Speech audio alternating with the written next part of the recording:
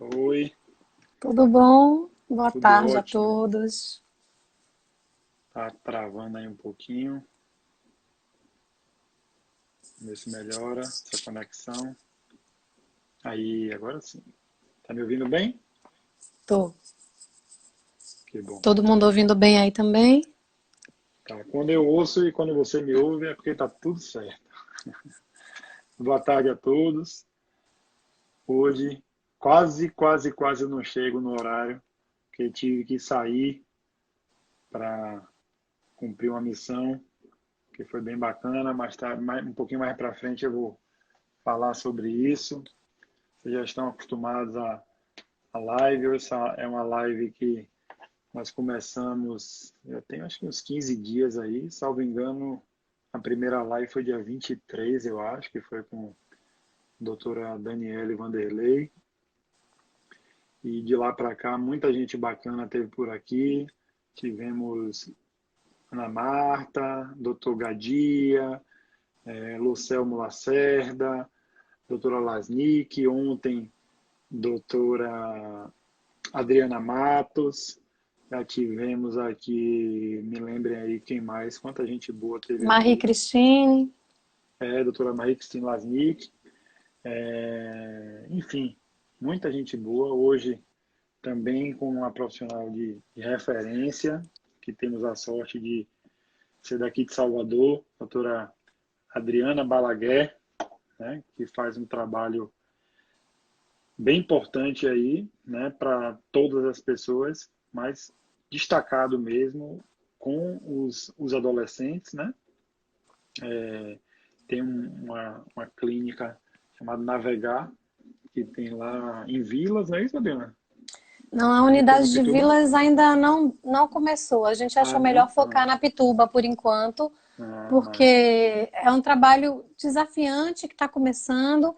Então, eu e meu sócio achamos, eu e meu sócio que é musicoterapia, está formando em musicoterapia, Luciano Simas, a gente achou que era melhor focar na Pituba para poder fazer um trabalho mais organizado e depois abrir outras unidades. Vilas acabou sendo só colônia de férias.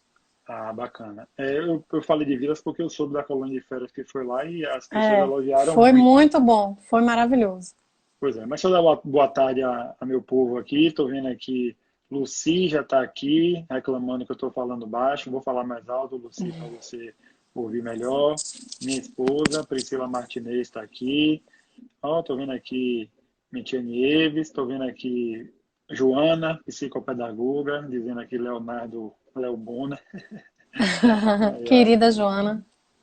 pois é, Joana é gente boa demais. Estou vendo aqui meu amigo Rafa Carvalho, que faz parte lá do. Rapaz, eu tô tão. Cheguei correndo assim, estou meio desnorteado, mas do pessoal da turma lá da Altimais, né, que fazem um. Também é um grupo bem bacana. Thaís chegou atrasada, viu, Thaís? Você hoje não foi a primeira a dar boa tarde, não. Eu estou observando. Enfim, muita gente bacana aí, as pessoas estão entrando, né, aos poucos. Depois, ó, Norma também está aqui. Daniele Muniz também não está perdendo uma. Enfim, como vocês já sabem, eu vou conversando um pouquinho assim no início para dar um tempo das pessoas irem entrando. Vou pedir a vocês que mandem as perguntas pela interrogação, pelo símbolo de interrogação que tem aí na parte inferior, do lado da caixinha de comentário. E peço que vocês mandem, tá aí já sabe, peço que vocês mandem através desse símbolozinho, que é o símbolo de uma asa, de um aviãozinho que tem aí, a live para todo mundo, para que as pessoas possam ver que está acontecendo essa live e vocês entrem aqui para compartilhar aqui com esses conhecimentos aqui, que eu tenho certeza que serão excelentes, que a doutora Adriana Balaguer vai passar aqui. Eu vou pedir que você se apresente, para quem não te conhece, né? Seu nome, sua data de nascimento, dia que faz aniversário, mentira, estou brincando. O seu nome, o que é que você faz, o que é que você mais gosta de trabalhar, né, com as pessoas com Uhum, autismo, então, enfim. sim. Eu sou Adriana Balaguer, terapeuta ocupacional. trabalho com autismo, li sobre autismo pela primeira vez em 98. Quando eu li, minha vida se abriu, assim, meu coração mexeu, bateu mais forte. E aí, desde então, eu fui procurando tudo que eu ouvia falar sobre autismo. Passei pela psicanálise, passei pelo ABA, daí cheguei na integração sensorial e no Floor Time, que são duas metodologias que são a minha cara. E tenho mestrado em psicologia pela UFBA. Sou apaixonada por desenvolvimento em geral, desde o bebê até o adulto. Tenho focado meu trabalho muito na primeira infância, mas também na adolescência. Esse trabalho com a adolescência, ele começou na Ciranda, quando a gente montou a Ciranda, né? Eu caí direto no grupo de adolescentes e falei, poxa, é a minha cara. Os pequenos são a minha cara, mas os adolescentes também. E aí um novo mundo se abriu com esse trabalho com os adolescentes, que é o trabalho que a gente vem fazendo hoje na Navegar. Um novo mundo se abriu porque nós fomos fundando dentro do que a gente conhecia, dentro do que a gente estudava, a gente foi readaptando a parte sensorial e fomos descobrindo com os nossos meninos como fazer, como trabalhar. Então é muito gratificante. Eu quero agradecer a Leonardo, a Ama, Rita, que é uma querida que eu conheço desde os tempos em que Vinícius foi aluno do CREAR e eu era professora do CREAR, então conheço Rita há 20 anos, de ver, de dar um oi. Quero agradecer por estar aqui. Que bom, daqui a pouco ela entra aqui na live também. Enfim, antes de iniciar propriamente essa live com vocês, eu quero dizer que hoje eu tive uma manhã muito feliz mesmo. Eu estive em Candeias, né? Fui lá na PAC, na Associação de Amigos e Pais de Pessoas com Autismo de lá de Candeias, né? Vocês sabem dessa história, eles estão passando por um momento muito difícil e foi em uma live dessas aqui que eu compartilhei essa minha preocupação. Eu recebi um vídeo, eu recebi várias vezes o mesmo vídeo de uma mãe que fez um apelo lá da PAC. Tomei conhecimento da situação, entramos nessa briga, todo mundo já sabe mais ou menos dessa história. A PAC está passando por um momento muito difícil, né? Eles precisam fazer um convênio com a Prefeitura de Candeias, né? Eu fiz um apelo nas minhas redes sociais, na rede social da AMA, para o prefeito, né, para fazer esse convênio, para dar atenção a essas famílias. O prefeito, e eu tenho que ser bem justo, em 40 minutos que esse vídeo saiu, chegou ao conhecimento dele, ele entrou em contato comigo, nós já temos uma reunião marcada, mas nós temos uma situação emergencial, né, que são pessoas muito carentes que estavam precisando de alimentos mesmo, né? Então hoje nós fomos lá, eu fui lá e convidei meu amigo Felipe Scandurras, né, que é pai de uma pessoa com autismo, é um artista que muita gente conhece, né? Ele é cantor e compositor, tem mais de 300 mil seguidores no Instagram, e eu convidei ele para ir comigo lá hoje, ele foi lá comigo, nós levamos essas cestas para as pessoas, levamos uma cesta básica para cada pessoa, foram 84 cestas básicas, né, que nós levamos lá, e foi uma manhã muito bacana, que nós pudemos conversar um pouco com eles, né, e nós temos muita fé que o prefeito de Candeias vai, de fato, nessa reunião, acatar nosso apelo e fazer um convênio com essa associação, para, de fato, ter um atendimento, né, melhor para essas pessoas, porque hoje o que eles estão fazendo lá é um milagre, né, eles só conseguem, dos 84 associados, atender 40, e mesmo assim é um atendimento uma vez por semana, né, uma vez por semana, e um só especialista. Eles têm lá fono, eles têm psicólogo e psicopedagogo, mas desses 40, eles escolhem um só. Não dá para os 40 ter os três profissionais à disposição. Então, se meu filho está precisando mais de fono, ele vai ter fono. Entendeu? Então, é basicamente isso, foi muito bacana. Mas vamos falar aqui com a doutora Adriana Balaguer, né, que é essa terapeuta ocupacional de referência. E eu quero te perguntar, a primeira pergunta que eu quero te fazer é: tem diferença do trabalho da terapia ocupacional que você realiza com as crianças e com o adolescente? O que é que muda? Qual é a abordagem? Qual é a diferença? Bom, a terapia ocupacional tem um olhar específico, né? e a gente vai olhar para essa atividade humana como forma de tratamento, como forma terapêutica.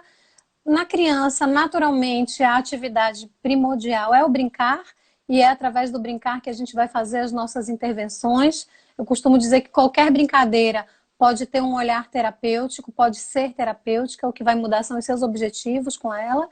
E na adolescência, a mesma coisa. Na adolescência, logicamente, a gente vai usar atividades lúdicas, o prazer é primordial na terapia, a alegria, o afeto, mas a gente vai procurar adaptar essas atividades de forma a não infantilizar os nossos adolescentes.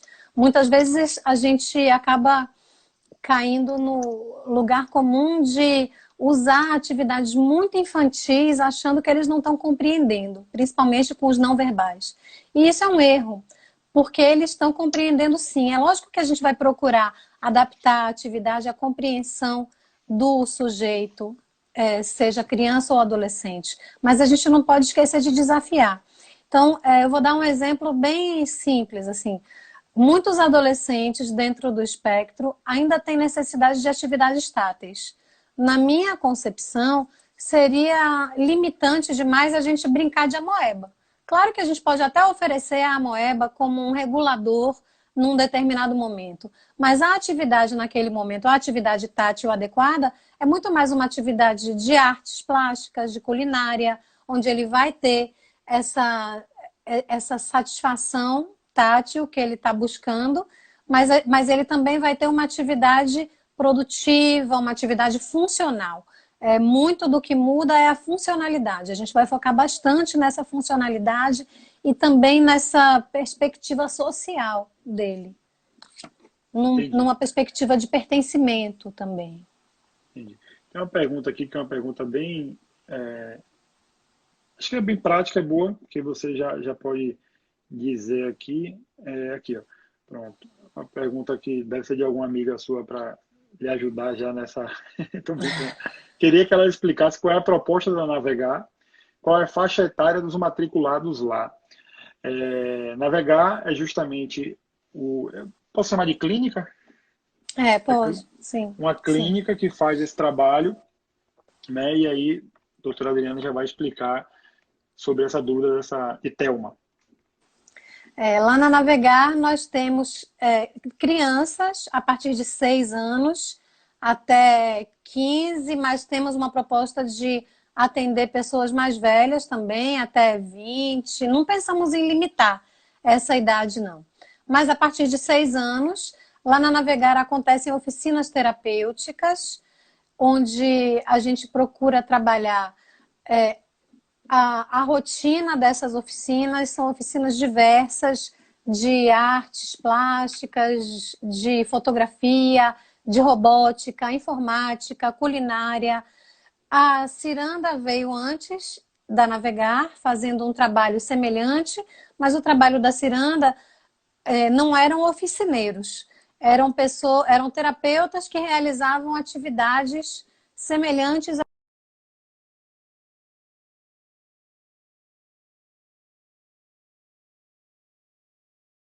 oficina. E uma das grandes mudanças da Navegar foi exatamente a gente convidar pessoas de referência em suas áreas para serem os profissionais coordenadores das oficinas. Então, a pessoa que faz a oficina...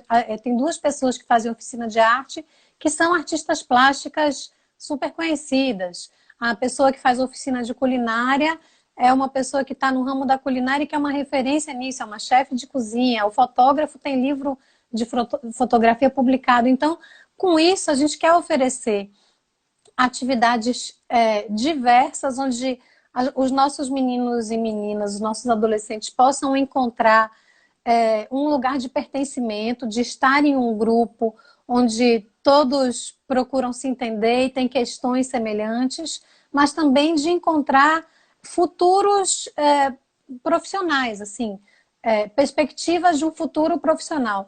Nem todo mundo vai gostar de fotografia, nem todo mundo vai gostar de robótica, nem todo mundo vai se encontrar na culinária, mas eles vão ter diversas opções e oportunidades de experimentar essas atividades que tem muito do sensorial envolvido, para trabalhar seus talentos, para descobrir seus talentos.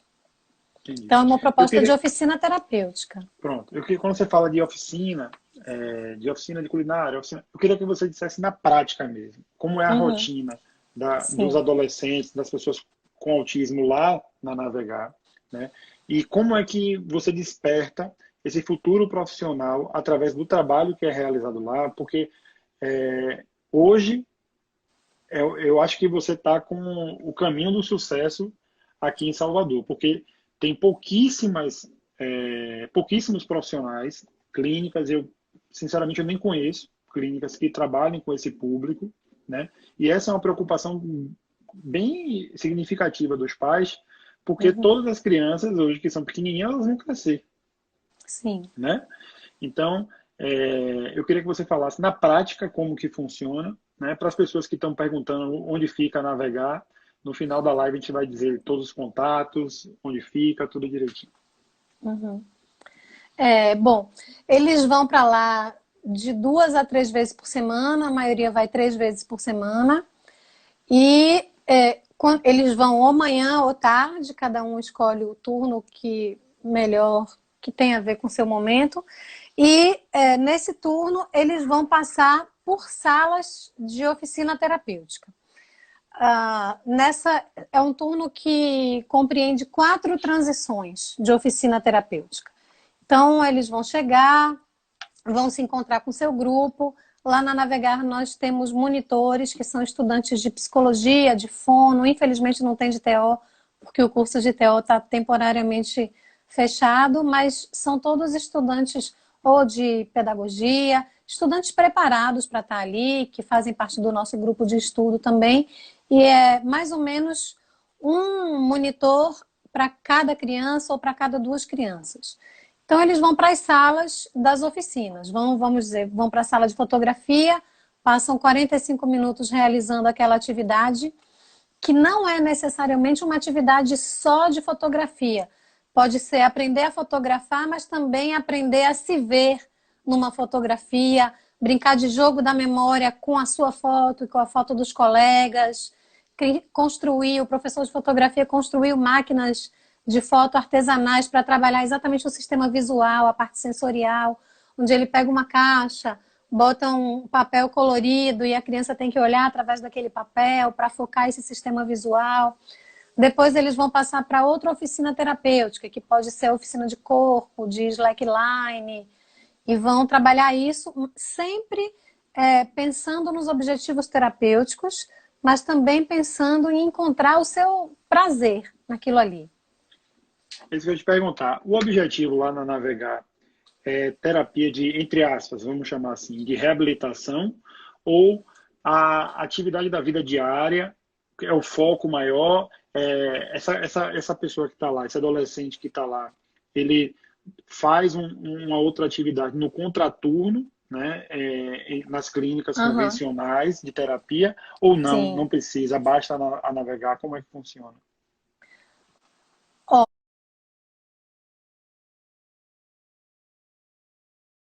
Vai depender muito do perfil da criança.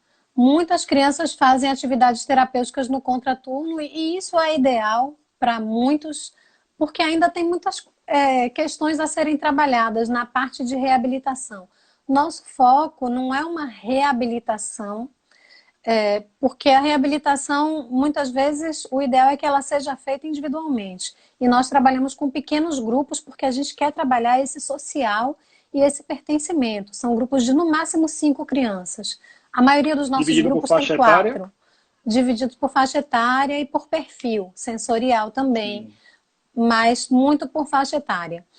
Então, muitas vezes esses adolescentes ainda precisam de uma reabilitação fora dali. Nosso objetivo é a gente habilitar para determinadas atividades, é a gente trabalhar essa independência. A independência é um dos objetivos primordiais da Navegar, porque a gente sabe o quanto é difícil encontrar essa independência muitas vezes na adolescência, independência nas atividades de vida diária, que vai desde ir ao banheiro sozinho, de escovar os dentes, de fazer o seu próprio sanduíche, até poder cozinhar um prato para a família inteira e ter o prazer de oferecer isso para a sua família. E por isso que todas as nossas atividades de oficina terapêutica têm esses objetivos de independência nas atividades de vida diária, de encontrar o seu talento, o seu prazer, o seu desejo naquela atividade e de o encontro com seus pares, o pertencimento, que é uma das grandes questões também para a pessoa dentro do espectro. Onde é que eu pertenço nesse mundo que é tão normatizante? Qual é o meu lugar nesse mundo? Então, se eu encontro os meus iguais, pessoas que também podem admitir as suas dificuldades, porque dificuldades todos temos, né? Mas a gente não admite no dia a dia. Mas lá, essas dificuldades, elas são admitidas e elas têm um lugar de expressão também. Então, eu encontro um lugar onde eu posso me expressar do jeito que eu sou. Eu pertenço a esse lugar e eu tenho valor nesse lugar. E tudo que eu faço é valorizado. Para quem não sabe, a Navegar ela é um fruto, né, da Ciranda, certo? Uhum. Tinha a Ciranda, que foi o projeto original que você trabalhou desde o início, né? Sim. A Ciranda permaneceu por muitos anos aí fazendo esse trabalho e agora chegou a proposta da Navegar.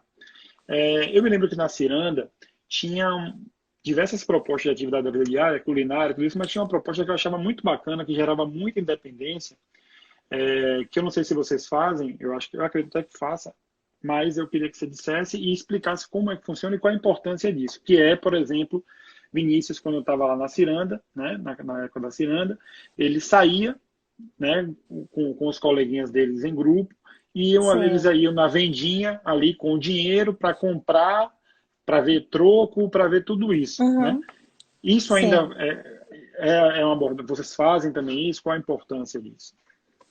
Bem, eu tenho a alegria de dizer que essas saídas começaram com o meu grupo. Porque eu que comecei com um grupo de adolescentes. E a gente saía com os meninos, no começo, muito tensos, né? Como vai ser? Temos autorização para saída, vamos sair. E a gente começou saindo, indo para Solange Biscoitos Finos, que ainda era uma lojinha bem menor na época. E a gente saía um para um, praticamente, eu de terapeuta, os monitores com os meninos, todo mundo de mão dada.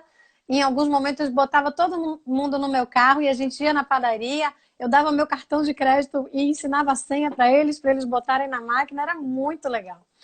Essas saídas realmente, elas sempre aconteceram com frequência na Ciranda, depois elas foram se expandindo para os outros grupos e eram momentos de muita independência e também de mostrar para a sociedade, nós somos. Os autistas existem, eles pertencem, eles ocupam um lugar e eles estão aqui, podem fazer tudo. Se eles tiverem acompanhamentos adequados, eles podem fazer tudo. Então, nós ocupamos esse espaço, né? Então, era muito interessante e gratificante essas saídas. Nós ainda não começamos a navegar, ela já existe há 1 ano e 4 meses, mais ou menos. Ela começou dentro da Evoluir com uma proposta de trabalho de oficinas terapêuticas já. Comigo, com o Luciano Simas, que é músico e está formando em musicoterapia, e com Maria Eduarda, que não está mais com a gente na Navegar, mas que também começou fazendo a oficina de culinária, que é terapeuta ocupacional. Então, nós começamos lá dentro e quando a Ciranda encerrou as atividades, Ana Marta convidou a gente com muita alegria, nós temos muita gratidão por isso, e nós ocupamos a Ciranda.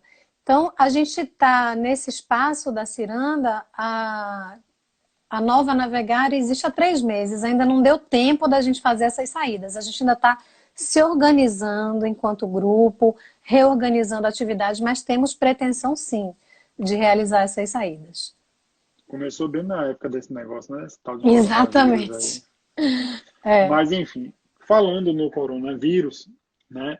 E antes de, aliás, de falar no coronavírus, teve uma pessoa que perguntou qual era a abordagem lá. Qual é a abordagem? É psicanálise? Foi Tereza. Tereza perguntou, qual é a abordagem? Psicanálise?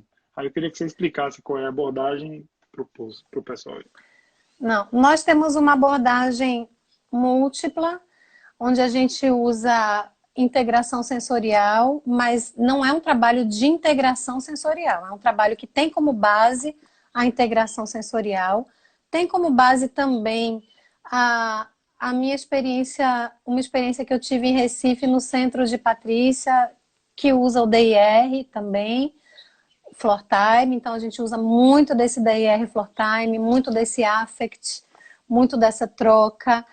E não temos uma linha teórica específica, mas a gente se fundamenta muito na integração sensorial É e no Floor multidisciplinar, né, Time. também? Sim, é multidisciplinar. É Então você vai ter o multidisciplinar. olhar lá do terapeuta ocupacional, com o floor time, né? Vai ter, Integração vai, sensorial, com a integração sensorial, vai ter o olhar da fono, né? sim. Enfim, você tem psicólogo Musicoterapia, tem tem psicólogo na equipe? psicólogo, tem a Pronto. Demária, que já era da Ciranda, que é psicóloga e que está terminando a formação no ABA e na terapia cognitivo-comportamental. E a gente está paquerando aí alguém do ABA, não vou dizer nome ainda, mas estamos em Não precisa contato com dizer, uma não pessoa. precisa dizer que é Luiz, não? Não, Luiz é muito ocupado. Luiz e É, Ruth são meus amores, mas eles são muito ocupados. Eu estou pois chamando é. já há um tempo. Mas a gente está em contato para chamar alguém do ABA para vir trabalhar com a gente. Eu acho bem E a gente não, interessante. eu não quero esquecer de falar da parte pedagógica também, Sim, porque são três exatamente dias isso seria a próxima pergunta, mas vai. são 3 dias de navegar terapêutica e são 2 dias de navegar pedagógico, Sim, onde exatamente. acontecem atividades específicas voltadas para a parte pedagógica. A gente não substitui a escola, é o contraturno, Sim, mas são atividades que trabalham essa parte cognitiva de forma mais direta. é exatamente isso que eu ia lhe perguntar, porque eu sei que lá tem a navegar terapêutica e a pedagógica. A Uhum, pedagógica, a terapêutica você já ensinou, já explicou, né, uhum. como é esse dia a dia. E na pedagógica, eu queria que você dissesse como é que é feito esse acompanhamento no contraturno da escola regular. Porque eu sei que vocês não substituem a escola, como você mesmo já disse, Uhum, então precisa isso. que esse adolescente ele esteja matriculado, né? Ou que, Uhum. ainda que não esteja matriculado, como é que é feita essa abordagem? É baseado no plano pedagógico da idade? Como é que é feito isso?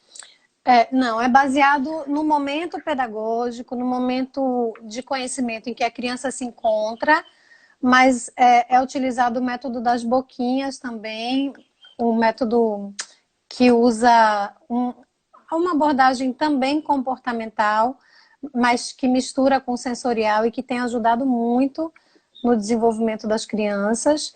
Ele não tem a ver com a idade da criança, não. Tem a ver com o momento de aprendizado que ela está. E aí vai desenvolver através disso. Doutora Rita Lucena está aqui te mandando um abraço, dizendo que está Um aqui grande abraço. para lhe prestigiar, está dizendo aqui que é uma abordagem bem ampla, né? E de fato é. Nelma está aqui dizendo trabalho maravilhoso, quero conhecer. Deixa eu ver mais aqui. Massinha Galvão eu vi que estava aqui, não sei se ainda está. Norma, enfim, muita gente aqui falando sobre isso. Eu quero te perguntar, Adriana, como é que fica? Porque como são grupos, né? Você falou que são grupos de 5, 6 pessoas, né? Uhum. Foi isso? 4, 5. 4 ou 5 pessoas. Eu quero que você me diga se o olhar é individualizado, Uhum. né? Ou não, se é uma atividade proposta para o grupo, né? De certa forma. Olha, é uma atividade proposta para o grupo, mas tem um olhar individualizado. Cada um tem o seu plano de tratamento. Esses planos de tratamento são feitos por mim e por Luciano e são discutidos com toda a equipe e com os monitores também.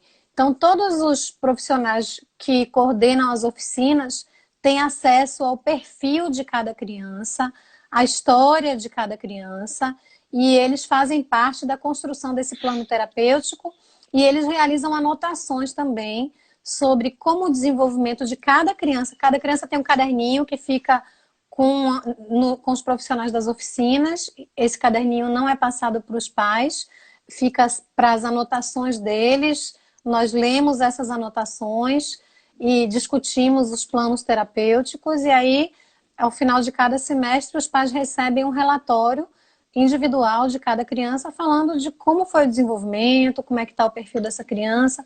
Nós ainda estamos nos reunindo com os pais para falar sobre para conhecer mais esses perfis também, mas é um trabalho em grupo que tem objetivos também individuais. Tá. Vamos encerrar agora os primeiros 30 minutos, que foi só propaganda da Navegar, certo? Depois eu vou cobrar Navegar umas 2 ou 3 vagas sociais lá para pagar essa propaganda. A gente tem Eu essa sei, proposta, sim, com eu sei certeza. disso, eu E sei eu quero disso. dizer que a outra proposta, só antes da gente encerrar, É. eu lembrei que você gostou quando eu falei isso na reunião. A Não é gente quer encerrar a fazer live não, o. viu, pessoal? Pelo amor de Não, Deus, viu? não, encerrar a parte da navegar, né? É, A gente tem a ideia de fazer o Autismo Restaurante Week. Eu lembrei que você exatamente. gostou dessa ideia. Pois é. E vamos ter as Vamos. nossas vagas sociais, sim. Pois é. Então, agora que vocês já conhecem um pouco da Navegar, vou encerrar a propaganda aqui da Navegar. Tô brincando, pessoal, não tem propaganda nenhuma, é só divulgar mesmo, porque precisa muito de um trabalho como esse, né? É difícil, as pessoas não querem empreender nesse ramo, não sei por quê, né? Porque para mim é tudo que vai acontecer daqui para frente, Uhum. né? As pessoas, os autistas vão crescer e vamos precisar cada vez Sim. mais de trabalhos como esse, né? Fora disso, tem Priscila está falando, a minha esposa aí falando da colônia de férias, né? Ela está falando, eu lembro dessa ideia na colônia de férias, mas outra coisa que é muito bacana que vocês fazem é a colônia de férias, né? É uma porta de entrada muito boa. Então é por isso que eu fiz questão mesmo de divulgar aqui a Navegar para que as pessoas conheçam e os que podem, né, os que vão ter acesso, entrar nesse projeto aí que é bem bacana, certo? Mas eu quero agora fazer perguntas aqui voltadas para a terapia ocupacional, né? Uhum. Para que a gente possa ajudar aqui as pessoas que estão aqui assistindo a live. Eu queria te perguntar o seguinte: existe uma questão da neuroplasticidade, né? Sim. Que toda live não tem jeito, a gente tem que falar aqui sobre a intervenção precoce, né? Que quanto mais Uhum. precoce é a intervenção, melhores são os resultados, aquilo tudo. Eu quero perguntar como é que funciona quando você recebe um adolescente, né, que já tem questões sensoriais, entre aspas, consolidadas, né? Sim. Qual o trabalho? Eu estou falando assim, eu vou dar um exemplo de um garoto que você está recebendo aí com 13 anos, né, Sim. e que até hoje anda na ponta do pé, por exemplo, Uhum. né? Sim. É possível fazer um trabalho nesse sentido? Como é a abordagem? Bom, primeiro eu vou entender quais são as questões que aquele adolescente está me trazendo, né? Você citou a ponta do pé, realmente muitos chegam na adolescência com inúmeras questões sensoriais, por mais que tenham sido trabalhados a vida toda até aquele momento. Então eu preciso entender qual é a questão. É uma questão de propriocepção? É uma questão tátil? É visual? Qual é a questão sensorial que ele está me trazendo? Eu vou traçar esse perfil sensorial dentro das minhas observações clínicas, usando os métodos de avaliação adequados. E a partir daí eu vou realizar atividades e vou propor outras atividades que ele possa fazer na vida dele, certamente ligadas ao esporte. O esporte é um grande coadjuvante, anda muito junto com a gente, principalmente na adolescência. Vou propor essas atividades. É possível. O perfil sensorial, ele não muda. Mesmo que chegue com 1 ano de idade, esse perfil não vai mudar, mas o nosso objetivo não é mudar o perfil, é integrar as questões sensoriais que estão desorganizadas. Então, é possível fazer isso na adolescência. Realmente, a plasticidade cerebral até os 7 anos é a idade ideal, né? Mas a gente tem plasticidade cerebral a vida inteira. Até o dia que a gente morrer, nossa plasticidade está acontecendo. Então, é possível, sim, mas como eu falei no começo, a gente sempre vai estar procurando focar na funcionalidade. Então, é um adolescente que chega com questões sensoriais de defensividade tátil e alimentares, eu não vou trabalhar massinha com ele, eu não vou trabalhar pescaria na espuma de barbear, como eu faço com as crianças de 3 anos. Eu vou trabalhar culinária. A gente vai para a cozinha da clínica e vai começar a trabalhar, inclusive, a parte de sequência, planejamento, a lógico-matemática que a culinária exige e a parte tátil também. Entendi. Então, é possível, então tem diversos trabalhos que são feitos, né, para o Sim, adolescente. E é possível reverter essas questões consolidadas. Eu dei o exemplo da ponta do pé, mas tem diversas outras. aham, Pode abordar isso, sei lá, estereotipia, a seletividade sim. alimentar, enfim, me conte aí. Eu não posso dizer que é possível reverter, porque isso vai depender muito do momento de vida, do que foi trabalhado com o sujeito até aquele momento, mas é possível melhorar muito, sim. A gente vai precisar de todo um suporte familiar junto com a gente, né? Porque a sessão individual são 45 minutos, 2 vezes por semana, 3 vezes por semana. Muitas vezes a gente precisa de um acompanhante terapêutico domiciliar e na escola, onde a gente tenha um trabalho direto com esse acompanhante, para esse acompanhante favorecer também nessas atividades, mas é possível melhorar muito, isso com certeza, acreditando nessa plasticidade cerebral, né? Minha esposa está aqui, ó, a Priscila está perguntando, para você, qual é o maior desafio de trabalhar com um adolescente autista? Ou com autista adolescente? Olha, aí a gente vai pensar, eu estou pensando aqui nos não verbais e nos verbais. Acho que são desafios que se cruzam, mas que são diferentes. O maior desafio com os adolescentes não verbais é exatamente o fato deles não serem verbais e que eu percebo que muitas vezes eles ficam angustiados por não conseguirem se comunicar. E a gente não pode se angustiar pela angústia deles. A gente precisa encontrar caminhos para favorecer essa comunicação. Então, o não verbal é um grande desafio.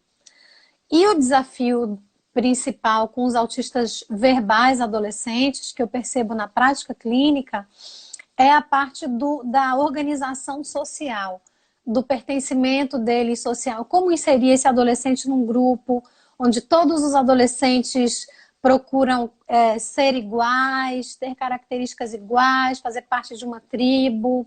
Muitas vezes ele não sabe como se inserir, muitas vezes ele não consegue compreender metáfora, compreender o sentimento dos outros.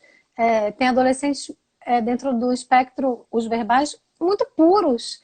E os adolescentes de hoje em dia não são puros, não tem essa ingenuidade. Então, eu trabalho muito usando teatro com eles, né? Teatro que foi a minha primeira experiência profissional, que eu nem cheguei a ser atriz, mas foi a minha primeira faculdade. Eu acho que o teatro, as expressões faciais de palhaçaria, elas ajudam muito, as mímicas, nessa compreensão dos sentimentos. É uma forma lúdica, mas é uma forma da gente pensar e trabalhar com esses adolescentes que são verbais. Minha próxima pergunta aqui é uma pergunta que aflige muitos pais, né, de pessoas com autismo, quando eles entram na adolescência, que é sobre a sexualidade, né? Sim, Como é que se trabalha isso? Porque todo pai todos os pais, eles ficam rezando para o menino não descobrir, né, essa sexualidade, para saber uhum, como é que vai ser aquele comportamento quando ele descobrir a masturbação, por sim, exemplo, né? sim. Muitos deles não têm essa noção de onde é o local adequado para fazer isso, a quantidade de vezes. Então, como você trabalha com muitos adolescentes, né? Uhum, Como que você trabalha essa questão da sexualidade individual é, e entre eles? sim. Excelente pergunta, porque esse é um dos grandes desafios também da adolescência. Esse trabalho começou, a gente começou a pensar nisso quando ainda era ciranda no meu grupo.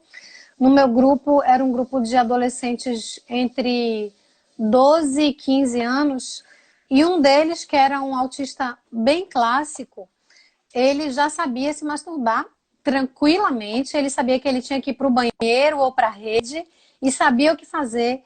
E isso aliviou muito a parte de agressividade dele, porque ele estava conseguindo minimizar essa testosterona, né?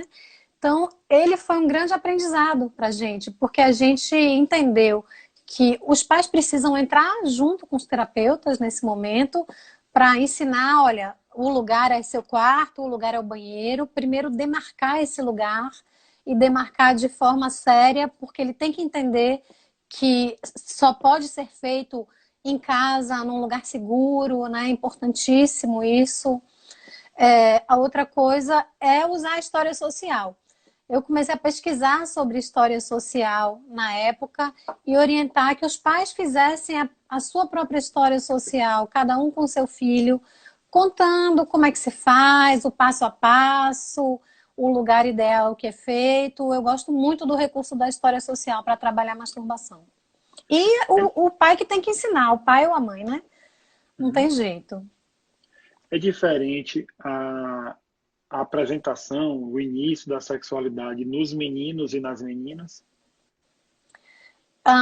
Os meninos, talvez até pela parte social mesmo, mas os meninos, eles conseguem tocar o corpo de forma mais livre, assim, eles não buscam subterfúgio.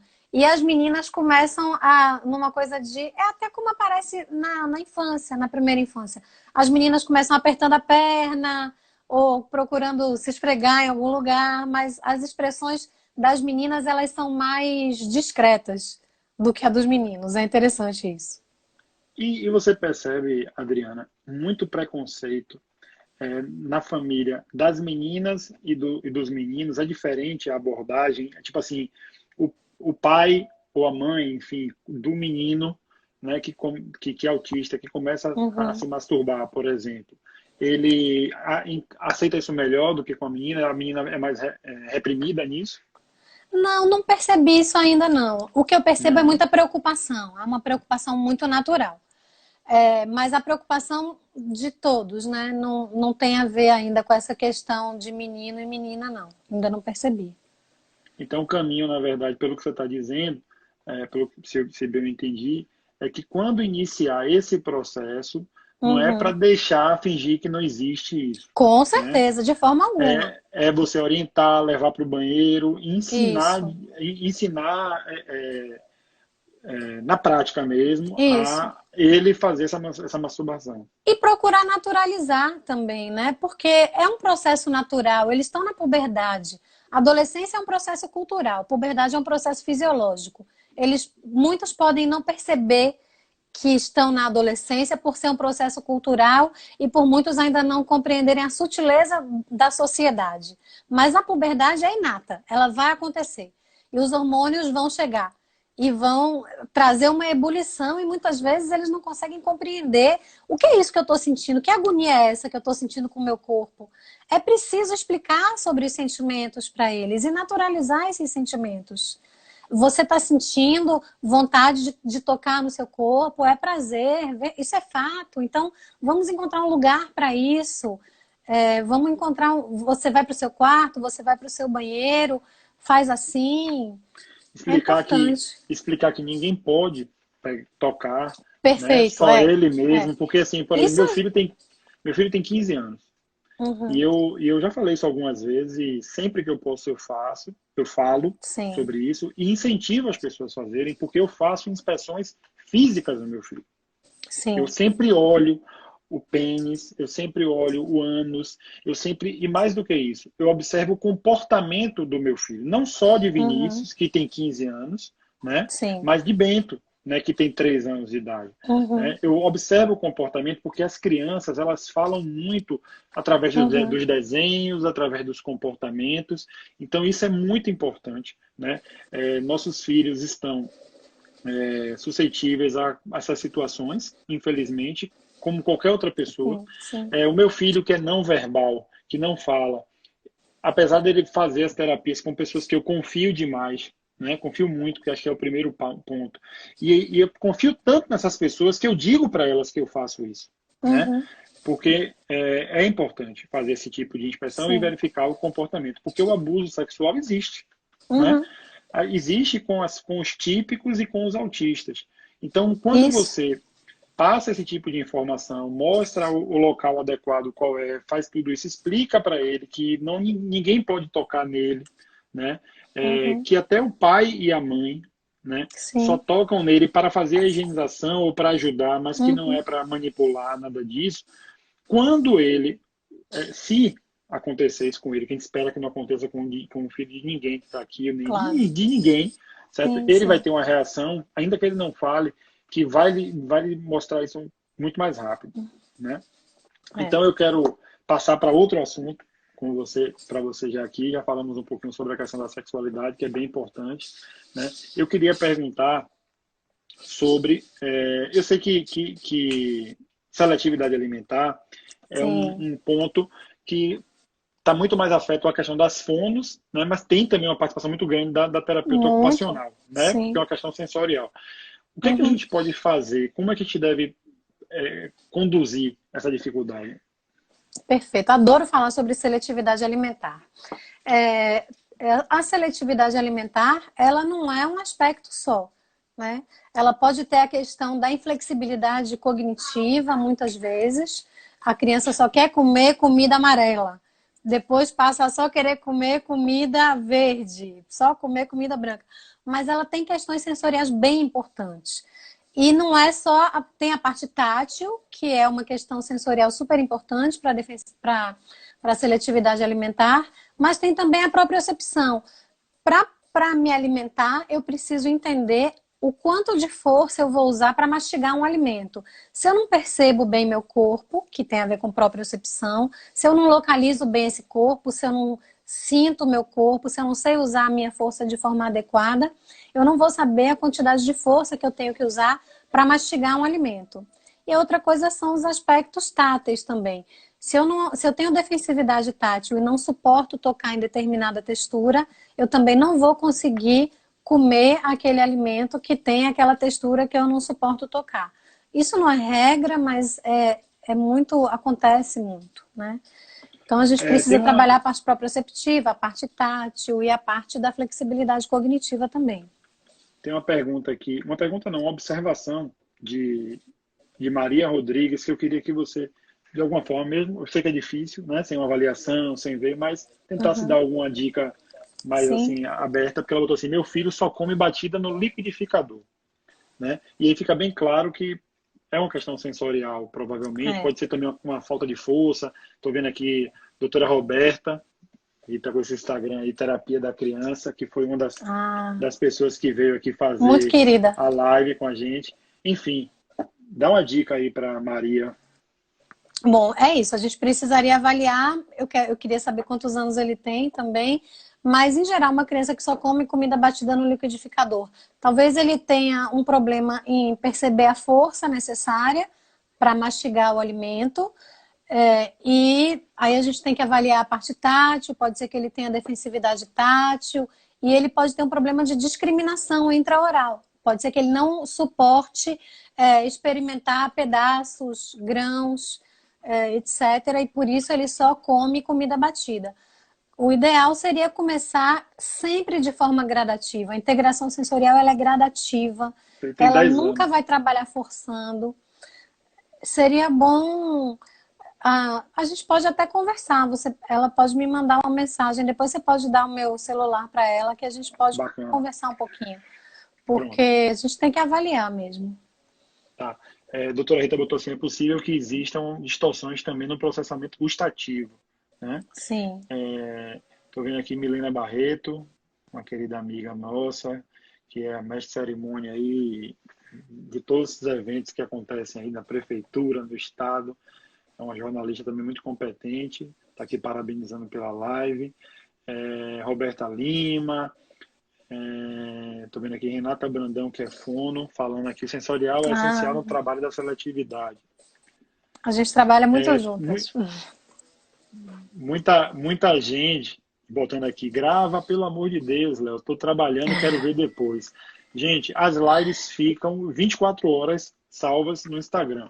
Eu estou começando a fazer, que o pessoal está pedindo muito, e eu estou tentando aí, de certa forma, fazer, deixar, baixar para depois botar no YouTube, mas não é certeza não. Vejam ao vivo aqui, participem, mandem pergunta e se não conseguirem, de jeito nenhum, se não tiver nada, se não tiver indo assim para um local que seja inadiável, aí vocês assistem 24 horas. Beta Guzmão está aqui agradecendo. Tem muita gente dizendo que o sonho de consumo é você atender o filho dela individual e ele participar das oficinas também em Lauro de Freitas. É um sonho possível? Olha, Sim, Se você assistiu Xuxa, você vai aprender que sonho não se desiste nunca. É, me diz uma coisa, Adriana, estamos chegando aqui já no final da live, passa rapidinho. Eu Muito queria que rápido. você falasse sobre algo que eu não te perguntei, que você acha importante falar para essa turma aí.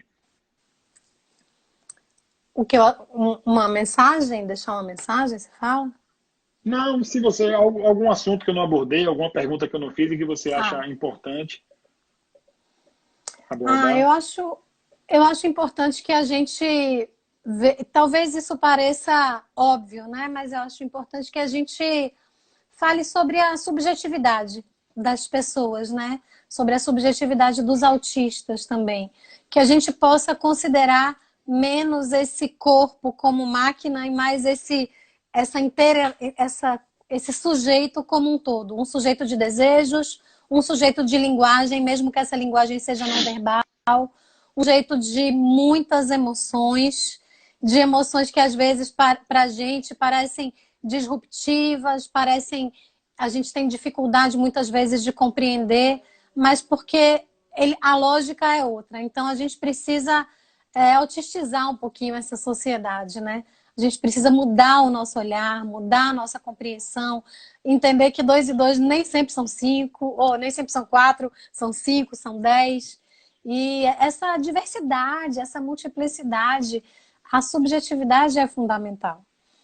Pra você ver como a gente já conversando aqui, só porque você está falando um pouco dessa questão da subjetividade e tal, Dani colocou aqui, sua abordagem é oposta ao ABA? De jeito nenhum, ela está tentando, Não, inclusive, iniciar esse trabalho de ABA lá na Navegar, né? Não não é minha oposta, não. abordagem não é nem um pouco oposta ao ABA. Muito pelo contrário, eu já fiz ABA, inclusive supervisionada pela gradual há anos atrás, com um paciente especificamente. Eu gosto de uma multiplicidade de abordagem. O sujeito é múltiplo. É claro que tem sempre aquela abordagem que a gente tem paixão, que a gente se dedica. Como eu falei, eu uso muito integração sensorial e floor time, mas também fiz a formação no Denver, tenho estudos no ABA, tenho estudos em psicanálise, estou estudando Jung agora, constelações familiares. Eu acho que a gente precisa, muitas vezes, fazer um mix de abordagem, porque o sujeito é múltiplo e ele vai precisar dessa multiplicidade.